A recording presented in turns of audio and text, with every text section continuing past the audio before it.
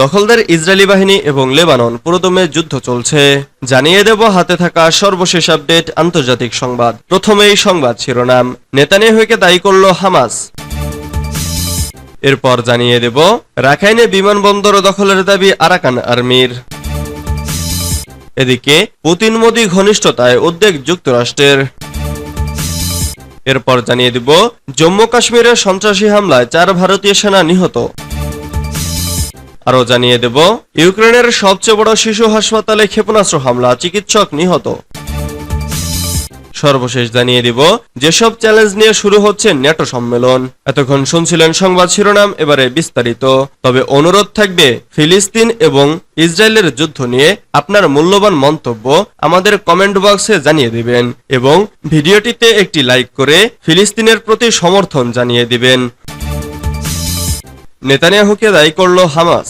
শান্তি আলোচনায় নতুন নতুন বাধা সৃষ্টি করার জন্য ইসরায়েলি প্রধানমন্ত্রী বেনিয়ামিন নেতানিয়াহুকে দায়ী করেছে ফিলিস্তিনি প্রতিরোধ আন্দোলন হামাস। চলতি সপ্তাহে হামাস ইসরায়েল পরোক্ষভাবে আলোচনা শুরু হওয়ার প্রেক্ষাপটে এই অভিযোগ করা হয়। এক বিবৃতিতে হামাস দাবি করে যে তারা আলোচনার জন্য নমনীয়তা ও ইতিবাচকতা প্রদর্শন করলেও নেতানিয়াহু অতিরিক্ত বাধা যোগ করেছেন। বিবৃতিতে নেতানিয়াহুর ছলচাতুরি ও অপরাধের বিরুদ্ধে ব্যবস্থা গ্রহণের জন্য মধ্যস্থতাকারীদের প্রতি আহ্বান জানানো হয়। এছাড়া নেতানিয়াহু মনস্তাত্ত্বিক যুদ্ধ করছেন বলেও অভিযোগ করছে হামাস। হামাস শান্তি আলোচনার জন্য কিছুটা নমনীয়তা প্রদর্শন করলে যুদ্ধবিরতি এবং পণবন্দির মুক্তির ব্যাপারে আশাবাদের সৃষ্টি হয়, কিন্তু এরপর রোববার নেতানিয়াহু 4টি দাবি জানালে নতুন করে অনিশ্চয়তার সৃষ্টি হয়। তার একটি শর্ত ছিল যুদ্ধবিরতি হলেও তারা যে কোনো সময় আবার যুদ্ধ শুরু করতে পারবে। তার এই দাবি আলোচকদের মধ্যে বেশ ক্ষোভের সৃষ্টি হয়, এমনকি ইসরায়েলি নিরাপত্তা কর্মকর্তারাও এতে ক্ষুব্ধ হয়। রাখাইনে বিমানবন্দর দখলের দাবি আরাকান আর্মির। মিয়ানমারের সামরিক সরকারের সাথে সংঘাতে লিপ্ত অন্যতম শক্তিশালী একটি সংখ্যালঘু জাতিগোষ্ঠী বলেছে তারা একটি বিমানবন্দর দখল করেছে। এটি ওই দেশের বিশ্বমানের সৈকত রিসোর্টের জন্য অত্যন্ত গুরুত্বপূর্ণ। এই প্রথম প্রতিরোধ বাহিনী এমন কোন স্থাপনা বা প্রতিষ্ঠান দখল করল। মিয়ানমারের পশ্চিমাঞ্চলে রাখাইন প্রদেশের দক্ষিণাংশে এই এলাকার বাসিন্দারা ও স্থানীয় সংবাদ মাধ্যম জানিয়েছে মিয়ানমারের সর্ববৃহৎ শহর ইয়াঙ্গনের উত্তর পশ্চিমে প্রায় 260 কিলোমিটার দূরে অবস্থিত থন্ডাই বিমানবন্দর দখল করা হয়েছে। অং সান সুকির নির্বাচিত সরকারকে ক্ষমতাচ্যুত করে 2021 সালে ক্ষমতায় আসা সামরিক সরকারের কাছে এটা সর্বশেষ বড় ধাক্কা। সশস্ত্র প্রতিরোধ সংগঠিত হচ্ছে মিয়ানমারের অনেকাংশে। এই প্রতিরোধ ও বিদ্রোহের নেতৃত্ব দিচ্ছে গণতন্ত্রপন্থী বাহিনী ও সংখ্যালঘু জাতিগোষ্ঠীর সাথে সম্পৃক্ত গেরিলা গোষ্ঠীরা। পুতিন মোদি ঘনিষ্ঠতায় উদ্বেগ যুক্তরাষ্ট্রের। রাশিয়ার সাথে ভারতের বন্ধুত্ব নিয়ে উদ্বেগ প্রকাশ করেছেন মার্কিন যুক্তরাষ্ট্র। আর এই বিষয়ে ওয়াশিংটন এমন এক সময় বার্তা দিল যখন ভারতের প্রধানমন্ত্রী নরেন্দ্র মোদি মস্কো সফরে গিয়েছেন। উল্লেখ্য, গতকালই মস্কোতে রুশ প্রেসিডেন্ট ভ্লাদিমির পুতিনের সাথে দেখা করেন মোদি। দুই রাষ্ট্রনেতার সাক্ষাতেই মোদিকে আলিঙ্গন করেন পুতিন। দুই দেশেই এবছর নির্বাচন অনুষ্ঠিত হয়েছে। রাশিয়ার পুতিন বিপুল ব্যবধানে জয়ী হয়েছেন আর ভারতের রেকর্ড তৃতীয়বারের জন্য সরকার গঠন করতে সক্ষম হয়েছে মোদি। পুনর্নির্বাচিত হওয়ার পর এই ছিল মোদি ও পুতিনের প্রথম সাক্ষাৎ। গতকাল রুশ প্রেসিডেন্টের বাসভবনে রাজকীয় নৈশভোজেও অংশ নেন মোদি। আর এই সফরের মাঝেই মোদি পুতিনের বন্ধুত্বে উদ্বেগ প্রকাশ করল মার্কিন যুক্তরাষ্ট্র। মোদির রাশিয়া সফর নিয়ে প্রশ্ন করা হলে মার্কিন পররাষ্ট্র দফতরের মুখপাত্র ম্যাথিউ মিলার বলেন, রাশিয়া সফরে গিয়ে প্রধানমন্ত্রী নরেন্দ্র মোদি কি বক্তব্য রাখছেন সে বিষয়ে আমরা নজর রাখব।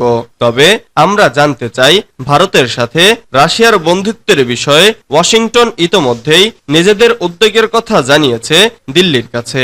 পাশাপাশি মিলার বলেন, আমেরিকা আশা করে ভারত বা যে কোনো দেশ যখন রাশিয়ার সঙ্গে সম্পর্ক রাখছে তখন তারা মস্কোকে জাতিসংঘ সনদ মেনে চলার কথা মনে করিয়ে দেবে।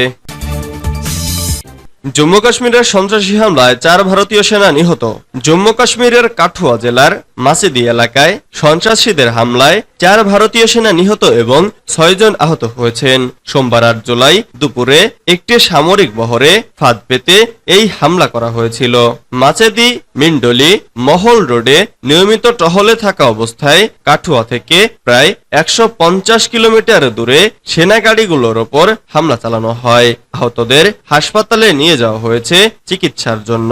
ভারতীয় সংবাদ মাধ্যম এনডিটিভি এ খবর জানিয়েছে। সামরিক বহরে প্রথমে হামলার পর সন্ত্রাসীরা গ্রেনেড ছোড়ে এবং তারপর গুলি চালায়। নিরাপত্তা বাহিনী পাল্টা জবাব দিলে সন্ত্রাসীরা নিকটবর্তী জঙ্গলে পালিয়ে যায় বলে কর্মকর্তারা জানিয়েছেন। তারপর অতিরিক্ত বাহিনী ঘটনাস্থলে পাঠানো হয় এবং সন্ত্রাসীদের খুঁজে বের করার জন্য একটি তল্লাশি অভিযান শুরু হয়। কর্মকর্তারা জানান, সন্ত্রাসী ও নিরাপত্তা বাহিনীর মধ্যে এখনো থেমে থেমে গোলাগুলি চলছে।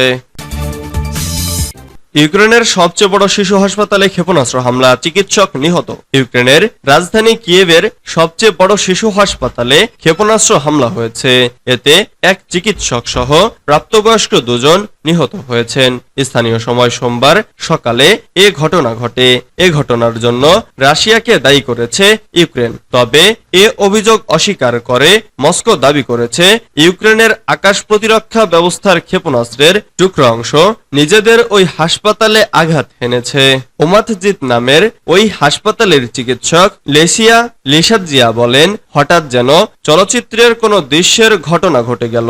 তীব্র আলো, এর পরপরই ভয়ঙ্কর একটি শব্দ। তিনি জানান, হামলায় হাসপাতালের একটি অংশ পুরোপুরি ধ্বংস হয়ে গেছে, অপর একটি অংশে আগুন ধরে যায়। তার মতে হাসপাতালটির 60 থেকে 70% কাঠামো ক্ষতিগ্রস্ত হয়েছে। ঘটনার পর ছবিতে দেখা গেছে ওই হামলার পর ঘটনাস্থল থেকে চিকিৎসাধীন শিশুদের অন্যত্র সরানো হচ্ছে। এসব শিশুর মধ্যে কয়েক ডজনের হাতে স্যালাইনের পাইপও লাগানো রয়েছে। যেসব চ্যালেঞ্জ নিয়ে শুরু হচ্ছে ন্যাটো সম্মেলন, বিশ্ব রাজনীতিতে রাশিয়ার ক্রমবর্ধমান আধিপত্য, মধ্যপ্রাচ্য সংকট আর চীনের আগ্রাসী বাণিজ্য নীতি সহ নানা বিষয়কে সামনে রেখে মঙ্গলবার আমেরিকার ওয়াশিংটনে শুরু হচ্ছে পশ্চিমাদের সামরিক জোট ন্যাটোর 75তম শীর্ষ সম্মেলন। মার্কিন প্রেসিডেন্ট জো বাইডেন এই সম্মেলনের উদ্বোধন করবেন। 9 থেকে 11 জুলাই ন্যাটোর 32 সদস্যের রাষ্ট্র এই সম্মেলনে যোগ দেবে। এতে সম্মেলনে মূলত ইউক্রেনকে রাশিয়ার বিরুদ্ধে সুরক্ষা দেওয়ার জন্য সামরিক সহযোগিতা অব্যাহত রাখার উপায় নিয়ে আলোচনা হবে। তবে